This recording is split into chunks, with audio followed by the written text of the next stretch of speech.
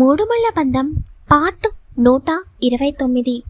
Hi friends, story నచ్చితే తప్పకుండా comment చేయండి. స్టోరీలోకి వెళ్ళిపోతాం. ఈరోజు ఈవినింగ్ నేను ఢిల్లీకి వెళ్ళాలి అని చెబుతాడు విక్రమ్. అప్పటి వరకు సంతోషంగా ఉన్న వైష్ణవి ఒక్కసారిగా సంతోషం మాయమయ్యి విక్రమ్ వైపు బాధగా చూస్తుంది. ఏమైంది? నీకు నేను చెప్పాను కదా, మ్యాక్సిమం రేపు నైట్లోగా మళ్ళీ ఇక్కడ ఉంటాను, నువ్వు అనవసరంగా కంగారు పడకు అని చెబుతాడు. వైష్ణవి ఏమీ మాట్లాడకుండా వెళ్ళి కారులో కూర్చుంటుంది. అక్కడున్న వాళ్ళందరూ విక్రమ్కి కంగ్రాచులేషన్స్ చెప్పి వెళ్ళిపోతారు. తర్వాత విక్రమ్ ప్రాజెక్ట్కి సంబంధించిన డాక్యుమెంటేషన్ పార్ట్ క్లియర్ చేసి తర్వాత వైష్ణవి మరియు విక్రమ్ ఇద్దరూ కలిసి ఆఫీస్కి వస్తారు. తరుణ్ మరియు ప్రియా ఇద్దరు కూడా విక్రమ్కి కంగ్రాచులేషన్స్ చెప్తారు. తర్వాత ప్రియా వైష్ణవి ఛాంబర్లోకి వెళ్ళి వర్క్ చేసుకోమని చెబుతాడు విక్రమ్.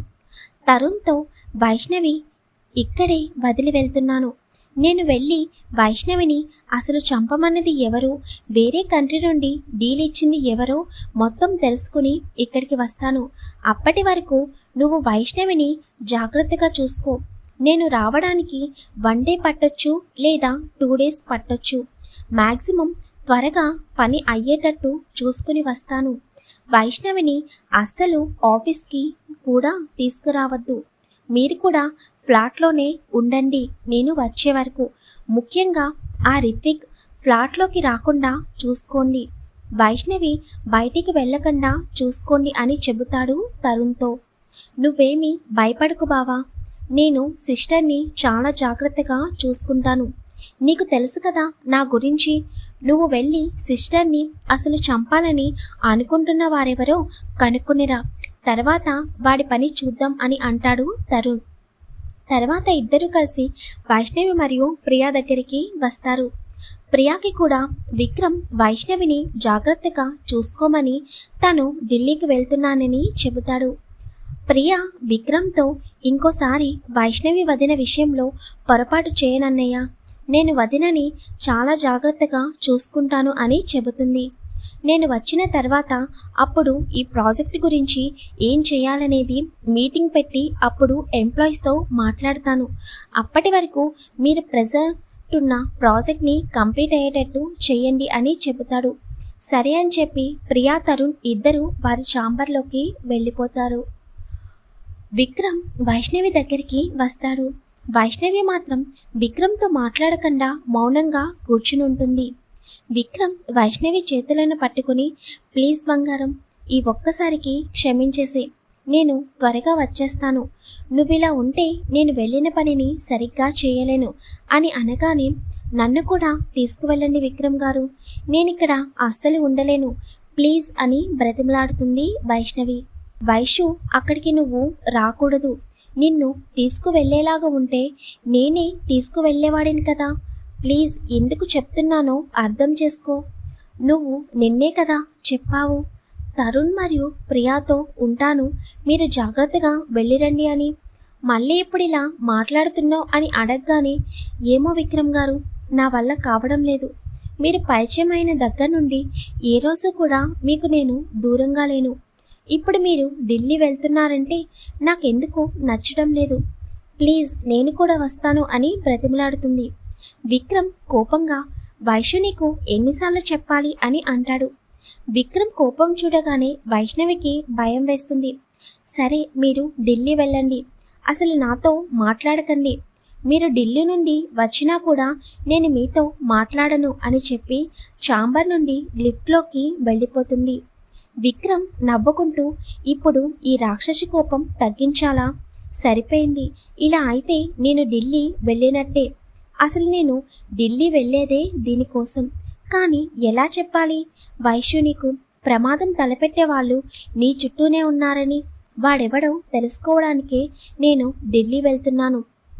ఆ విషయం నేను నీకు చెప్పలేను అని చెప్పి వైష్ణవి వెనకాలే వెళ్ళి, వైష్ణవి నడుచుకుంటూ వెళ్తుంటే వెనుక నుండి వెళ్ళి వైష్ణవిని ఎత్తుకొని కారులో కూర్చోబెట్టి ఫ్లాట్కి పోనిస్తాడు విక్రమ్. విక్రమ్ గారు, మీరు ఏం చేస్తున్నారు అని సీరియస్ అవుతుంది వైష్ణవి. కానీ విక్రమ్ మాట్లాడకుండా వైష్ణవిని ఫ్లాట్కి తీసుకువెళ్తాడు. తర్వాత విక్రమ్ ఢిల్లీకి వెళ్ళడానికి డ్రెస్సెస్ పెట్టుకుంటే వైష్ణవి మాత్రం సీరియస్గా విక్రమ్ వైపు చూస్తూ, మీరు వచ్చినా కూడా నేను మీతో మాట్లాడను అని చెప్పి అక్కడి నుండి వెళ్ళిపోతుంటే విక్రమ్ వైష్ణవిని వెళ్ళకుండా చేతిని పట్టుకుని దగ్గరికి లాక్కుని, ప్లీజ్ నువ్వు ఇలా ఉంటే నేను అస్సలు వెళ్ళలేను, కొంచెం నవ్వి పంపించవా అని అంటాడు. విక్రమ్ దగ్గర ఎక్కువసేపు కోపంగా ఉండలేక వైష్ణవి చిన్నగా నవ్వుతుంది.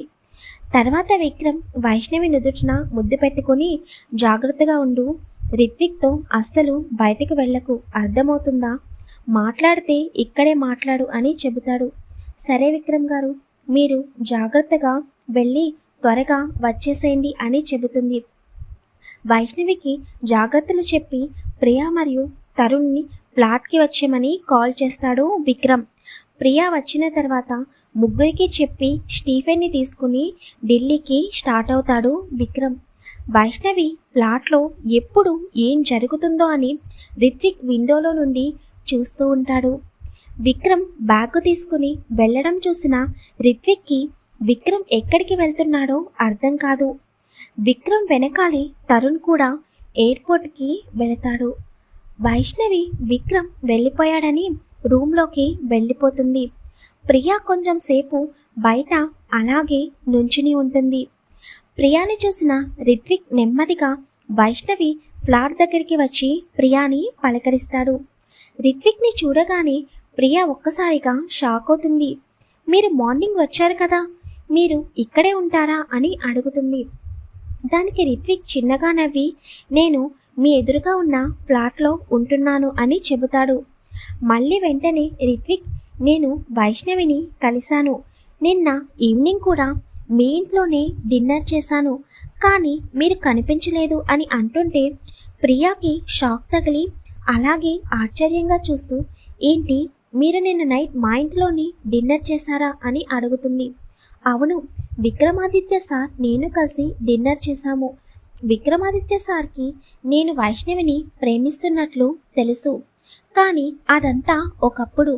ఇప్పుడు వైష్ణవికి విక్రమాదిత్య సార్ అంటే ఇష్టం కాబట్టి నేను నా ప్రేమని త్యాగం చేయక తప్పలేదు అని అంటాడు రిత్విక్. ప్రియా రిత్విక్ మాటలు వింటూ ఉంటుంది. అందుకే ఎప్పటిలాగే వైష్ణవి నేను ఫ్రెండ్స్ లాగా ఉందామని అనుకున్నాము, దానికి విక్రమ్ సార్ కూడా ఒప్పుకున్నారు అని చెబుతాడు. ప్రియాకి ఒకదాని తర్వాత ఒకటి షాక్ తగిలినట్లు అనిపిస్తుంది. ఏమీ మాట్లాడకుండా అలాగే మౌనంగా ఉంటుంది. ఇంతకీ విక్రమ్ సార్ ఎక్కడికి వెళ్ళారు, లగేజ్ కూడా తీసుకువెళ్లారు అని అడుగుతాడు రిత్విక్. ప్రియా రిత్విక్ మాటలు నమ్మడం వలన అన్నయ్య ఢిల్లీ వెళ్ళారు, 2 డేస్లో వస్తారు అని చెబుతుంది. విక్రమ్ ఢిల్లీ వెళ్ళాడు అని తెలియగానే రిత్విక్ ఫేస్లో సంతోషం కొట్టొచ్చినట్టు కనబడుతుంది. కానీ వెంటనే నార్మల్ అయ్యి, అవునా ఆఫీస్ వర్క్ మీద వెళ్ళారా అని అడుగుతాడు.